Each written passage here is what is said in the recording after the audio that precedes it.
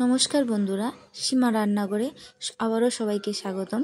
এখানে দেখতে পাচ্ছেন আমি ডিম নিয়েছি, পেঁয়াজ কুচি নিয়েছি, ধনেপাতা কুচি নিয়েছি, বাঁধাকপি কুচি নিয়েছি, পরিমাণ মতো হলুদ, নুন, একটু মরিচের গুঁড়ো দিয়ে আমি ভালো করে আগে ব্যাটারটাকে রেডি করে নেব।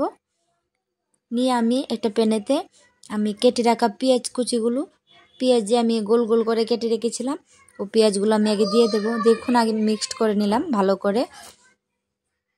ভালো লাগলে অবশ্যই আমার চ্যানেলটাকে সাবস্ক্রাইব করে দেবেন, আপনাদের কাছে রিকোয়েস্ট রইল। এবার কড়াইতে আমি তেল দিয়ে দিলাম।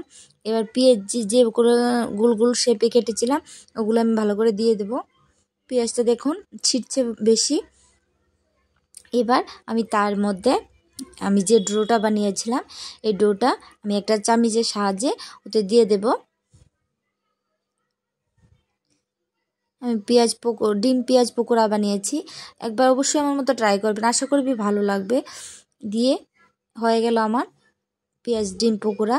এবার সসের সাথেও খেতে পারবেন, চার সাথেও খেতে পারবেন, ভাতের সাথেও খেতে পারবেন।